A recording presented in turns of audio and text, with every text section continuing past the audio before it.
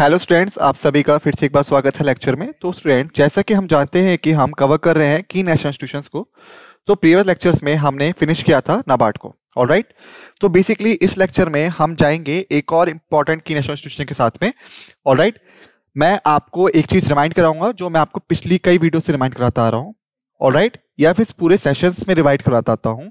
वो ये है कि आपको प्लीज रिव्यू करते रहना है और रिवाइज करते रहना है सभी फैक्ट्स एंड फिगर्स को जो हम एक लेक्चर में रिवाइज करते हैं, डिस्कस करते हैं, ताकि आपको क्लियर कट आइडिया मिलता रहे जो मैं आपको बताना चाहता हूं उस चीज का।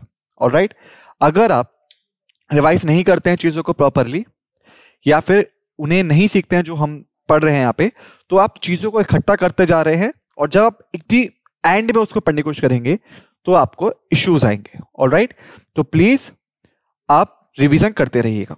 ऑलराइट, तो आज हम बात करेंगे डीआरडीओ के बारे में, जो है defence research and development organisation. Okay, short DRDO. तो हम लोग इसके बारे में सीखेंगे उसी मैनर में जिस मैनर में हम बाकी चीजों के बारे में सीखते आ रहे हैं। जैसे कि हो गया आपका full form,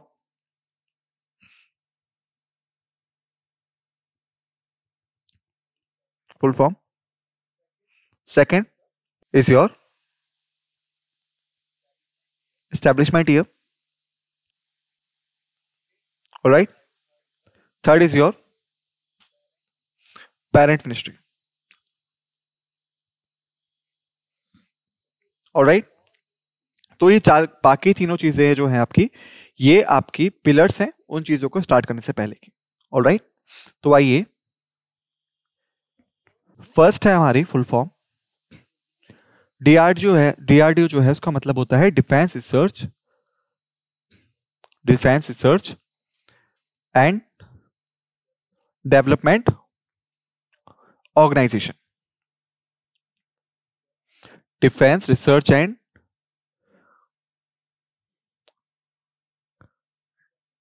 development organisation. Alright, तो अगर हम एस्टैब्लिशमेंट ईयर की बात करें, एस्टैब्लिशमेंट ईयर की, ऑलराइट,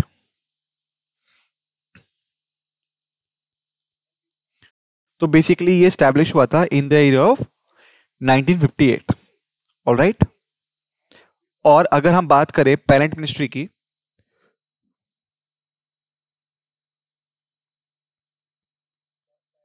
तो पेरेंट मिनिस्ट्री है इसकी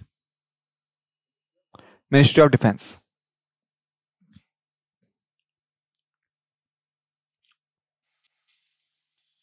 ऑलराइट, तो ये है initial details about the DRDO. Alright,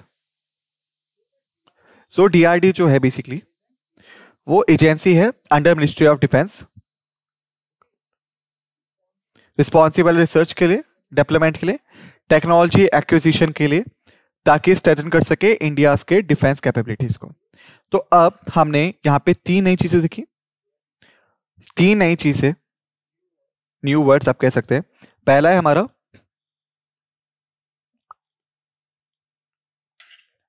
research, second है हमारा डेवलपमेंट, और थर्ड है हमारा टेक्नोलॉजी एक्विजिशन।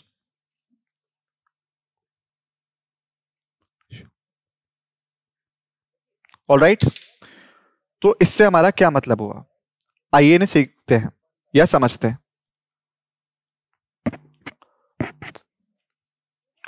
तो पहला वर्ड है यहां पे, वो है रिसर्च।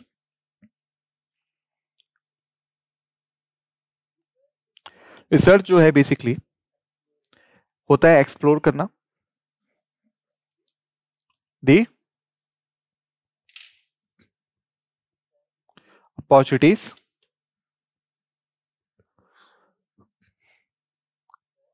और कहा जाए न्यू इन्वेंशंस को। ओके, तो ये होता है आपका रिसर्च। जैसा कि मैंने आपको बताया था कि अगर मुझे रॉकेट चाहिए, ठीक है, अगर मुझे रॉकेट चाहिए तो मैं क्या करूंगा,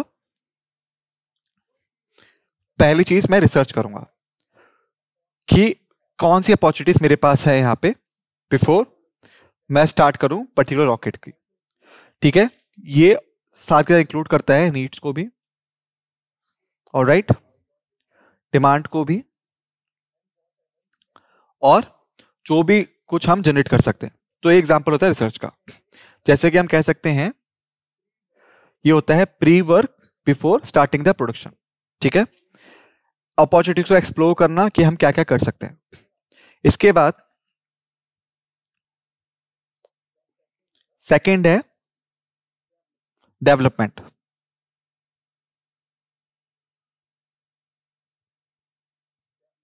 डेवलपमेंट, ऑलराइट। तो बेसिकली ये ट्रांसफॉर्म करता है रिसर्च आइडियाज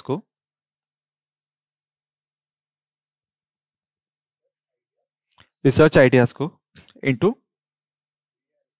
रियलिटी में, ऑलराइट। तो आपको कोई पेपर जनरेट करना है मान लीजिए, क्योंकि मैंने आपको बोला रॉकेट बनाने के लिए, तो आपको एक पेपर जनरेट करना पड़ेगा जिसपे कुछ ना कुछ लिखा होगा रॉकेट के बारे में, कि कैसे आप अपॉर्चुनिटी को एक्सप्लोर कर सकते हैं, क्या आपको करना होगा, ठीक है, रॉकेट कैसे उड़ेगा, ठीक है, कैसे बनेगा, क्या इक्विपमेंट्स होंगे, क्या फैसिलिटीज होंगी, तो क्या क्या आप करेंगे, ठीक है, यानी आपका प्लान ऑफ एक्शंस यहां पे लिखा होगा, ठीक है, रिसर्च पेपर पे। तो क्या टाइम आपने स्पेंड किया है एक्सप्लोर करने पे रिसर्च अपॉर्चुनिटीज को, ठीक है, तो ये होता है बेसिकली आपका रिसर्च पेपर, ऑलराइट। तो इसके बाद साइंटिस्ट जो हैं या कहें डेवलपर्स बेसिकली यूज करते हैं इस रिसर्च पेपर को और ट्रांसफॉर्म करते हैं आइडियाज को रियलिटी में। जैसे कि आप कह सकते हैं कि जो रॉकेट है वो 6 फीट का होगा, ठीक है, और न्यूक्लियर स्टेज इंजन होगा, जैसे एग्जांपल के तौर पे आप मान लीजिए न्यूक्लियर स्टेज इंजन होगा, ठीक है। तो आपने रिसर्च की है इसके ऊपर, रिसर्च पेपर बनाया है, अपॉर्चुनिटी को एक्सप्लोर करा है। इसके बाद जो डेवलपर्स हैं, साइंटिस्ट हैं, वो रिस्पॉन्सिबिलिटी लेंगे इस रिसर्च पेपर को यूज करने के लिए, इस सजेशंस को यूज करने के लिए, और एग्जैक्टली वैसा ही रॉकेट बनाएंगे जैसा कि आपने प्रिस्क्राइब किया था रिसर्च पेपर में। तो ये होता है डेवलपमेंट फेज, ऑलराइट। अब आता है आपका थर्ड स्टेज, जो होता है आपका, जिसे हम कहते हैं technological acquisition.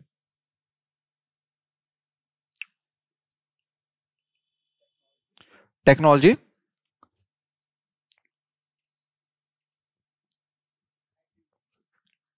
Acquisition.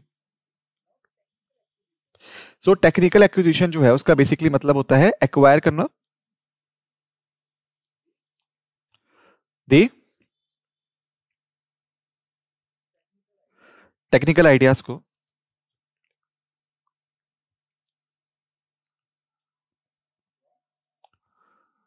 From third party, alright. Example लें, अगर हम मान लेते हैं कि ए है जो कि रॉकेट बनाना चाहता है, ये एग्जांपल है, try to make the rocket, लेकिन रिसर्च करने के बाद या फिर डेवलपमेंट फेज के प्रोसीडिंग के बाद ए जो है वो किस तरह से रॉकेट नहीं बना पाया। अब ए को रिक्वायरमेंट है रॉकेट की, तो ए क्या करेगा, तो यहां पे बी आएगा पिक्चर में। तो पास्ट में जो बी है उसने पहले से वैसा रॉकेट बनाया हुआ है, ठीक है, उसी सिनेरियो में ए जिस सिनेरियो में डेवलप करना चाहता है, तो ए क्या करेगा, ए बी से कॉन्टेक्ट करेगा, ठीक है, और एक्वायर कर लेगा उसकी टेक्नोलॉजी को और यूज करेगा उसे रॉकेट बनाने में। और ये होता है आपका टेक्नोलॉजिकल एक्विजिशन। इसका मतलब हुआ एक्वायर करना टेक्नोलॉजी को या टेक्निकल आइडियाज को फ्रॉम द थर्ड पार्टी, क्योंकि ए जो है अपने आप रिसर्च करने के बाद और डेवलपमेंट फेज के बाद उस रॉकेट को नहीं बना पाया था और इसको और टाइम लगेगा बनाने में। देन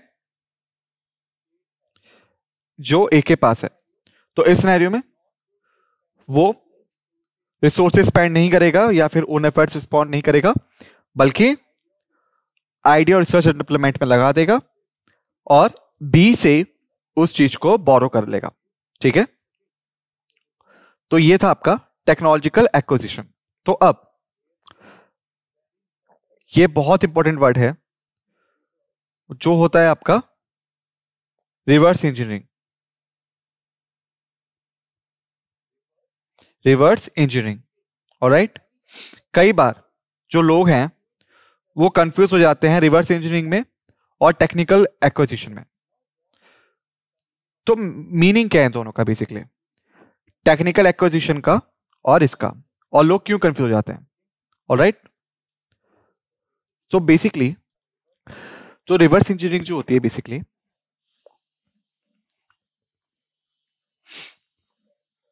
उसका मतलब होता है या वो स्टैंड करती है इलीगल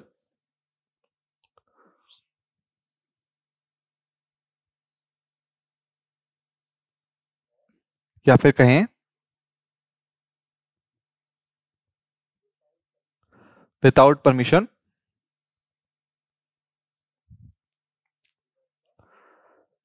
रिवर्स करने के लिए मैन्युफैक्चरिंग को। ऑलराइट, तो ये बेसिकली होता है रिवर्स इंजीनियरिंग। जैसे एग्जांपल ले अगर हम कि अगर यहाँ पे दो इन्वेंशंस हैं ए और बी, ऑलराइट, तो ए ने मान लीजिए कुछ डेवलप किया रॉकेट, ठीक है, बी ने भी डेवलप किया था रॉकेट, ऑलराइट, ऑलराइट, लेकिन क्या हुआ, ए का जो रॉकेट था उसे हम कहें कि यहां पे उसको डेवलप करना पड़ेगा अपना खुद का रॉकेट, और सेकंड तरीका उसके पास है कि वो एक्वायर करे टेक्नोलॉजी बी से। ठीक है, टेक्नोलॉजी बी। तो अगर ए के पास इनफ रिसोर्सेज और टाइम या एफर्ट्स हैं अपना खुद का रॉकेट डेवलप करने के लिए, तो ए खुद का डेवलप करेगा रॉकेट। लेकिन अगर ए के पास उतना समय नहीं है तो वो क्या करेगा, डायरेक्टली बी से टेक्नोलॉजी बोरो कर लेगा। ठीक है, तो ये है एथिकल वेज। ठीक है, लेकिन इसकी जगह अगर किसी तरीके से ए ने क्या करा, बी का रॉकेट एक्वायर कर लिया, ऑलराइट, उसके बाद उसने रॉकेट को ओपन किया और स्टडी किया मैन्युफैक्चरिंग को और टेक्नोलॉजी को, ऑलराइट, तो उसके बाद इसके यूज के साथ में इस टेक्नोलॉजी को इस्तेमाल करने के बाद उसने टेक्नोलॉजी को इस्तेमाल किया, ठीक है,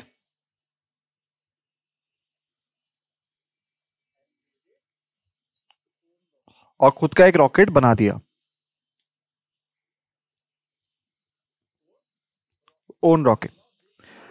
तो ये है अनएथिकल वे, क्योंकि हमने डेवलप्ड किया था, सॉरी बी ने डेवलप किया था रॉकेट को कई सारे रिसोर्सेज के बाद, एफर्ट्स के बाद, टाइम के बाद, तो उसे मैन्युफैक्चरिंग राइट्स या टेक्नोलॉजिकल राइट्स खरीदने की बजाय ए ने गलती से या फिर जानबूझ के बी के रॉकेट को एक्वायर किया, ठीक है, उसके रॉकेट को स्टडी करा और रिवर्स कर दिया उसके मैकेनिज्म को और खुद का रॉकेट बना के अपना नाम दे दिया।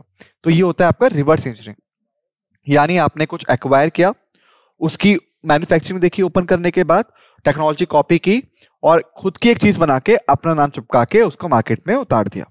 ठीक है, तो ये होता है आपका रिवर्स इंजीनियरिंग और अनएथिकल प्रैक्टिस होती है ये। ठीक है, तो अगर हम बात करें डीआरडीओ की, तो ये स्टैब्लिश हुआ था इन द ईयर ऑफ 1958 और इसका एम था डेवलप करना इंडिजिनस टेक्नोलॉजीज और रिड्यूस करना इंडिया की डिपेंडेंस फॉरेन आर्म्स में और इक्विपमेंट में। तो बेसिकली अगर हम इंडिया के बारे में देखें, ठीक है, तो हम पाएंगे हमारे पास ईस्टर्न बॉर्डर पे है चाइना और वेस्टर्न बॉर्डर पे है पाकिस्तान।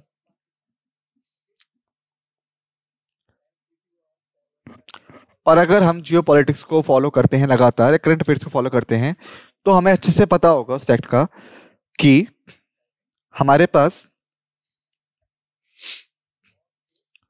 ज्यादा अच्छे रिलेशंस नहीं है अभी दोनों के साथ में, गुड रिलेशंस इन दोनों के साथ में हमारे नहीं है। ऑलराइट, तो इसी वजह से हिस्ट्री टाइम में भी आप कह सकते हो कि हमारे पास लगभग कई सारे वॉर्स पाकिस्तान के साथ हो चुके हैं। स्टार्ट करें हम तो 1948 से, फिर 1965 में हुआ, 1972 में हुआ, 1999 में हुआ। चाइना के साथ हमारा एक ही वॉर था 1962 का, ठीक है। ऑलराइट, तो हमने कई सारी लड़ाइयां लड़ी हैं पास्ट में भी, और इन लड़ाइयां लड़ने के बाद हमें एक चीज समझ में आ गई कि अगर हमने इंडिजीनियस टेक्नोलॉजी पे बढ़ावा नहीं दिया तो हमारी डिपेंडेंस फॉरेन आर्म्स पे कभी कम नहीं होगी। जैसे कि हम लोग ज्यादा टाइम तक फॉरेन आर्म्स पे डिपेंडेंट नहीं हो सकते क्योंकि वो महंगा भी पड़ता है, और इसके साथ साथ हमें कई सारी टर्म्स एंड कंडीशंस जो हैं वो एक्सेप्ट करनी पड़ती है। तो पहला हुआ हाई रेट्स, ठीक है, और सेकंड कि जो सुपीरियर टेक्नोलॉजी वो खुद इस्तेमाल करते हैं वो हमें सप्लाई नहीं होती है, ठीक है। तो जनरली हमें ये यूज किया सामान ही प्रोवाइड करते थे, ठीक है। तो इस वजह से हमने डीआरडीओ को स्टार्ट किया, और जब डीआरडीओ फॉर्म्ड हुआ था बेसिकली तो एक कॉम्बिनेशन था 3 ऑर्गेनाइजेशंस का। पहला था defence science organisation,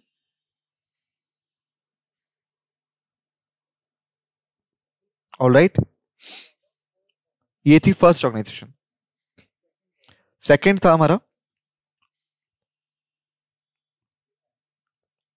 defence technology का डेवलपमेंट,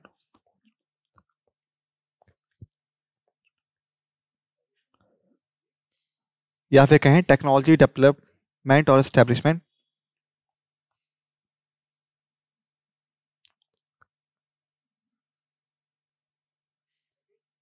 ठीक है। थर्ड हुआ directorate of technology development and production.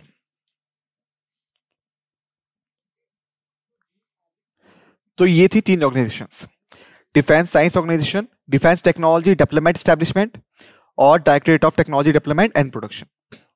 तो इन तीनों को मर्ज करने के बाद हमने डेवलप किया DRDO, defence research and development organisation, alright.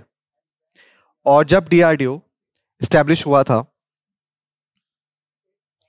तो उसके पास सिर्फ 10 लैबोरेटरीज थी। कितनी लैबोरेटरीज थी? 10 लैबोरेटरीज थी, ऑलराइट। लेकिन अगर हम आज की बात करें तो इसके पास लगभग 52 लैबोरेटरीज है,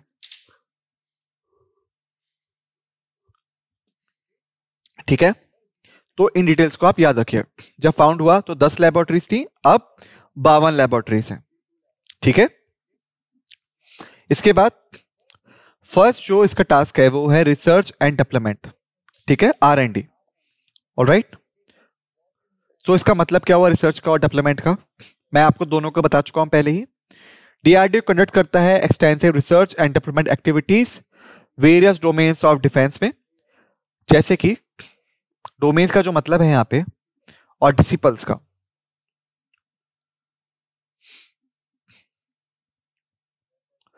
वो रेफर करता है फील्ड ऑफ स्टडी को, alright. Domains of defence disciples को जैसे कि एरोनॉटिक्स हो गया, मिसाइल्स हो गया, नेवल सिस्टम्स हो गया, इलेक्ट्रॉनिक्स हो गया, साइबर सिक्योरिटीज हो गया, आर्टिफिशियल इंटेलिजेंस हो गया और ज्यादा हो गए, ठीक है। जो ऑर्गेनाइजेशन है वो फोकस करती है इंडिजिनियस टेक्नोलॉजी डेवलपमेंट पे ताकि कंट्री की डिफेंस नीड को मीटअप किया जा सके। तो अगर हम बात करें इंडिया की तो इस टाइम पे India 4th largest military power है, 4th लार्जेस्ट मिलिट्री पावर है वर्ल्ड में, ऑलराइट।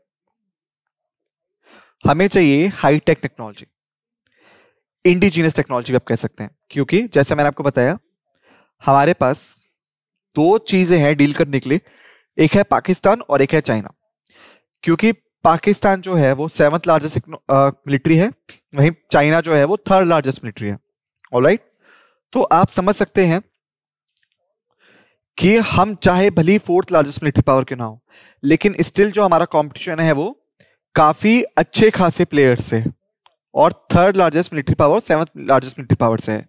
तो इसीलिए हमको बहुत ज्यादा बड़ा वेपनरी सेक्शन चाहिए ताकि हम कंट्री के डिफेंस नीड को मीटअप कर पाए।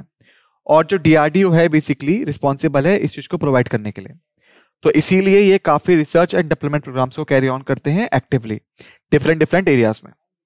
और एक चीज आप याद रखिएगा, बेसिकली जब डीआरडीओ फॉर्म्ड हुआ था 1958 में, तो बेसिकली इसका जो करंट ईयर था वो 1959 था।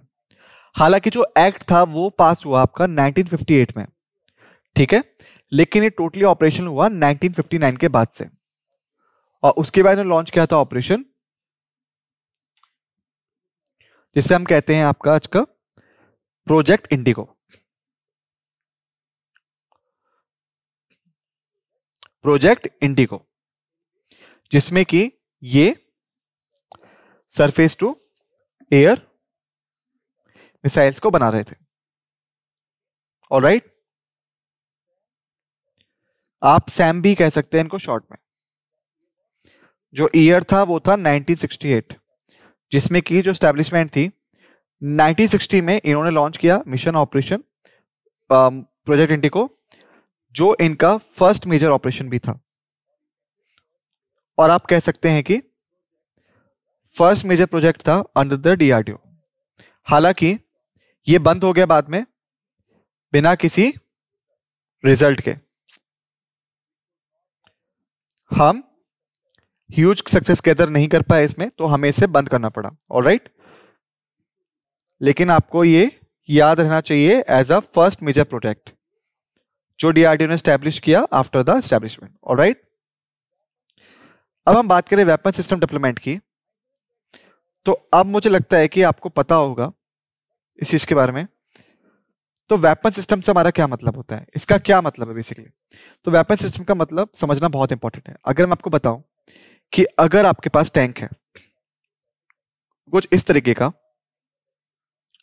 तो ये टैंक जैसा दिख नहीं रहा है लेकिन आप मान सकते हैं इसको टैंक जैसा। ऑलराइट, तो ये टैंक है, तो ये है वेपन, और आप कह सकते हैं कि ये है heavy grade weapon. Heavy grade weapon. तो क्वेश्चन है कि आपका इससे क्या मतलब हो। तो क्या इस वेपन को कोई और चीज नहीं चाहिए ऑपरेट करने के लिए? क्या ये सिर्फ फिजिकल बॉडी से ही ऑपरेट कर सकता है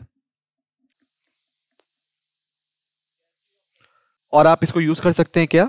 अगर आप ऐसा सोच रहे हैं तो आप गलत हैं, क्योंकि जो फिजिकल बॉडी है वो सिर्फ कंप्राइज नहीं करती है चैसी को या फिर कहें बनावट को,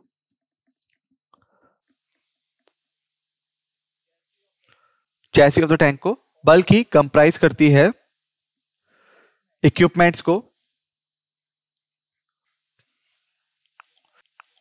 इक्विपमेंट्स जो कि रिक्वायर्ड हैं इस टैंक में। ऑलराइट, और ये सब इक्विपमेंट्स जो हैं इनको ज्वाइन किया जाए एक दूसरे के साथ में ताकि बन सके वेपन सिस्टम। जैसे टैंक को चाहिए अम्यूनिशन, जिसको आप हिंदी में गोला भी कहते हैं कई बार, ठीक है। सेकंड हुआ आपका रडार, ताकि आइडेंटिफाई कर सके एनिमी को। थर्ड हुआ आपका कम्युनिकेशन, तो अगर आपको बेस से कांटेक्ट करना है तो आप कैसे कर पाएंगे। फोर्थ हुआ आपका मैन पावर, कि कैसे आप टैंक से ऑपरेट करेंगे। और फिफ्थ है आपका, वो है आपका सेल्फ डिफेंस इक्विपमेंट्स, जैसे कि इंस्टेड ऑफ एनिमी को ट्रैप करने की बजाय आप खुद को कैसे बचाओगे। तो ये होता है आपका आइटम्स जो रिक्वायर होते हैं प्रॉपर और effective functioning of the tank में। ये सभी चीजें एक साथ मिलकर बनाती हैं आपका वेपन सिस्टम। ऑलराइट, तो यहां पे जो टैंक है वो वेपन है, और बाकी सभी चीजें जो यहाँ पे टैंक के साथ चाहिए वो है वेपन सिस्टम। ऑलराइट, तो इन प्रॉपर सिस्टम्स के बिना चीजों को अच्छे से मैनेज नहीं किया जा सकता। ठीक है, without having no ammunition, radar, communication, man power और सेल्फ डिफेंस इक्विपमेंट्स आप टैंक को अच्छे से मैनेज नहीं कर पाएंगे बैटलफील्ड में। ऑलराइट, तो इसीलिए सारी चीजों की रिक्वायरमेंट होती है। ओके, सो डीआरडी जो है बेसिकली वो इन्वॉल्व होता है डिजाइन में, डेवलपमेंट में और टेस्टिंग में वेरियस वेपन सिस्टम्स के, जैसे कि मिसाइल्स हो गया, एयरक्राफ्ट हो गया, टैंक्स हो गया, नेवल वेसल्स हो गया, रडार्स हो गया और बाकी एडवांस डिफेंस टेक्नोलॉजीज हो गई। ओके, जो कि एक साथ मिलकर बनाती हैं आपका वेपन सिस्टम। ओके, तो चलिए अब आगे चलते हैं। अब हमारे पास दूसरा टर्म है स्ट्रेटेजिक सिस्टम। तो इसका क्या मतलब हुआ? बेसिकली स्ट्रेटेजिक सिस्टम से मतलब होता है हमारा यहां पे स्ट्रेटेजिक वेपन सिस्टम। तो इसका मतलब क्या हुआ वेपन सिस्टम में और स्ट्रेटेजिक वेपन सिस्टम में? तो अगर हम इसके बारे में बात करें, वेपन के बारे में, वेपन सिस्टम के बारे में, तो वेपन सिस्टम जो है बेसिकली वो होता है वेपन्स का सिस्टम जिससे कि यूज किया जा सके इन दी वॉर में। ये होता है वेपन सिस्टम। लेकिन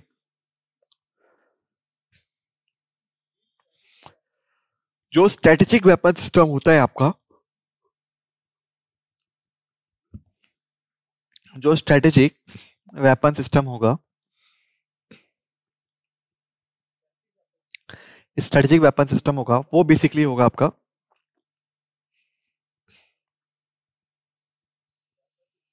वेपन सिस्टम जिससे कि यूज कर सकता है टारगेट करने के लिए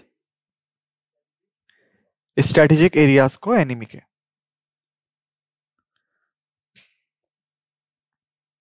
ऑलराइट, तो ये है difference between weapon system and the strategic weapon system. जो वेपन सिस्टम है बेसिकली वो कोई भी वेपन सिस्टम हो सकता है, लेकिन जब हम बात करते हैं स्ट्रेटेजिक वेपन सिस्टम की तो बेसिकली हम बात करते हैं specific kind of weapon system की जिससे कि यूज कर सकता है स्ट्रेटेजिक एरियाज उड़ाने के लिए एनिमी के। जैसे कि अगर मान लेते हैं कि अगर हमें उनकी फूड सप्लाई को डिस्ट्रॉय करना है, ऑलराइट, रडार्स को डिस्ट्रॉय करना है, कम्युनिकेशन को डिस्ट्रॉय करना है, ऑलराइट, रेसिडेंशियल एरियाज को बेसिकली डिस्ट्रॉय करना है, तो अगर हमें उनके एयरपोर्ट्स को तबाह करना है, तो अगर हम उनके स्ट्रेटेजिक एरियाज को टारगेट करते हैं तो जो वेपन सिस्टम इसमें इस्तेमाल होता है वो होता है स्ट्रेटेजिक वेपन सिस्टम। ऑलराइट, तो टाइम पीरियड क्या मिलेगा? जो मतलब टाइम पीरियड के साथ में जो डिमांड है स्ट्रेटेजिक वेपन सिस्टम की वो भी बढ़ती रही है। तो अब ये पॉसिबल नहीं है कि हम एनिमी को ट्रेडिशनल वॉरफेयर में एंगेज कर पाए। ऑलराइट, तो इसीलिए हमें वो वेपन्स चाहिए जिन्हें कि स्ट्रेटेजिकली या टारगेटली यूज किया जा सके। ठीक है, यानी स्पेसिफिकली या फिर स्ट्रेटेजिकली यूज किया जा सके। ऑलराइट, सो बेसिकली जो डीआरडीओ है वो ऐसी वेपन सिस्टम्स को बनाता है जिन्हें कि स्पेसिफिक या फिर स्ट्रेटेजिक टारगेट्स के इस्तेमाल में लाया जा सके। तो डीआरडी जो है वो वर्क करता है development of strategic weapon systems में, जैसे कि न्यूक्लियर बैलिस्टिक मिसाइल्स या फिर स्ट्रेटेजिक सर्विलियंस टेक्नोलॉजीज, ताकि इंडिया के डेटरेंस को एनहांस किया जा सके। और अगर हम बात करें न्यूक्लियर कैपेबल बैलिस्टिक मिसाइल्स की, तो आपको पता होगा कि इंडिया जो है वो है न्यूक्लियर आर्म्ड कंट्री। ऑलराइट, हमारे पास है न्यूक्लियर बॉम्ब्स। ऑलराइट, और इंडिया में किसके पास चार्ज होता है न्यूक्लियर बॉम्ब्स को इस्तेमाल करने का? किसके पास चार्ज है? न्यूक्लियर कंट्रोल को एक्सेस करने के लिए, तो वो है nuclear control authority. In India nuclear control authority, और एनसीए भी आप बोल सकते हैं शॉर्ट में, बेसिकली ये रिस्पॉन्सिबल होती है to control all the nuclear weapons जो कि कंट्री होल्ड करती है। और जो चेयरपर्सन होगा इसका, इस पर्टिकुलर अथॉरिटी का, वो होता है prime minister, prime minister of India. Alright, तो अगर prime minister of India order करते हैं एनसीए को कि न्यूक्लियर वेपन्स को इस्तेमाल करें, तो जो न्यूक्लियर वेपन्स हैं उन्हें इस्तेमाल किया जा सकता है। लेकिन यहां पे एक चीज को आपको याद रखना है, यहां पे एक और प्लेयर होता है जिसे हम कहते हैं strategic forces command. Strategic forces command ये होता है, इसको स्टैब्लिश किया था हमने इन द ईयर ऑफ 2003। ओके, तो यहां पे न्यूक्लियर कंट्रोल अथॉरिटी जो है उसके पास राइट होते हैं न्यूक्लियर वेपन्स को इस्तेमाल करने के लिए। स्ट्रेटेजिक फोर्सेस कमांड जो है वो बेसिकली मेंटेन करती है न्यूक्लियर आर्सेनल्स को। ऑलराइट, और जब भी एनसीए को उसकी जरूरत होती है एसएफसी उसे सप्लाई करती है। ठीक है, तो इन पॉइंट्स को आप याद रखिएगा। एनसीए होता है under the control of prime minister, वहीं पे एसएफसी जो है या strategic forces command basically under होती है ऑफिसर इन चार्ज के, जो अपॉइंटेड होता है from the armed forces, appointed from the armed forces. और मैं इसे और अच्छे से लिख देता हूं यहां पे। तो बेसिकली ये होता है under the officer in charge, जिसे अपॉइंट कौन करता है, आर्म्ड फोर्सेस के द्वारा अपॉइंट किया जाता है। ठीक है, ऑफ द यूनियन। ऑलराइट, तो इन पॉइंट्स को या डिटेल्स को आप याद रखिएगा। उसके बाद आता है डिफेंस इलेक्ट्रॉनिक्स। डीआरडीओ प्ले करता है एक बहुत ही crucial role developing sophisticated electronic systems, sensors, communication के लिए, सर्विलियंस के लिए और रिकनेंस पर्पसेस के लिए। ठीक है, तो आजकल के दिनों में जो इंटेलिजेंस ऑपरेशंस हैं वो बहुत बड़े गेम प्लेयर्स हैं या गेम चेंजर्स हैं जब ये आता है बात कंट्री के डिफेंस पे। और इंटेलिजेंस जो है उसको बिल्डअप किया जा सकता है शैडो मैपिंग के द्वारा, जैसे कि doing spying without letting know the enemies. Alright, और इसको करते हैं हम हाईटेक वेपन्स एंड या फिर कह सकते हैं हाईटेक इंस्ट्रूमेंट से। सो जो डीआरडीओ है वो इन टाइप की टेक्नोलॉजीज को डेवलप करने के लिए भी रिस्पॉन्सिबल है। ऑलराइट, फिर हम बात करते हैं टेक्नोलॉजी ट्रांसफर एंड कोलैबोरेशन के बारे में। बेसिकली डीआरडीओ जो है उसके पास राइट है टेक्नोलॉजी ट्रांसफर्स के या कोलैबोरेशंस के। टेक्नोलॉजिकल ट्रांसफर जो होता है बेसिकली वो ये होता है, ठीक है, उसको हम टेक्निकल एक्विजिशन से भी मैच कर सकते हैं बेसिकली। ऑलराइट, और कोलैबोरेशन जो है बेसिकली वो रिस्पॉन्सिबल होता है कोऑर्डिनेशन और merger with other defence bodies के साथ में।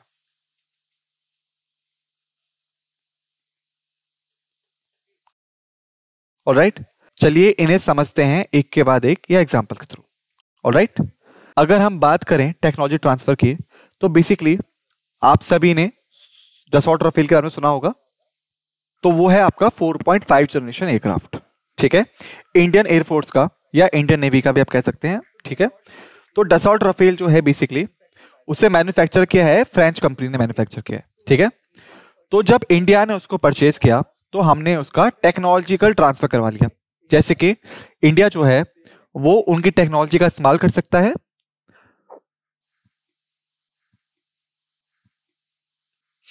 ऑलराइट, और राफेल खरीदने की जगह आगे डसॉल्ट से हम खुद ही उसे मैन्युफैक्चर कर सकते हैं अपने खुद की जमीन पे। तो ये होता है एग्जांपल आपका टेक्नोलॉजिकल ट्रांसफर का। डसॉल्ट ने अपनी टेक्नोलॉजी इंडिया को ट्रांसफर कर दी ताकि जो इंडिया है वो राफेल्स को इंडिया में ही बना सके। तो हम बात करें कोलैबोरेशन की, तो अगर कोलैबोरेशन की बात की जाए तो यहां पे वंडरफुल एग्जांपल होता है ब्रह्मोस का।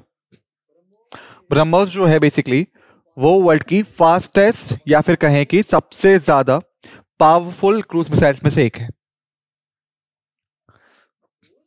क्रूज मिसाइल्स में से एक है वो, जो कि डेवलप की गई थी बाय इंडिया और रशिया के द्वारा, through India and Russia collaboration के द्वारा। ठीक है, तो ये है एग्जांपल आपका कोलैबोरेशन का।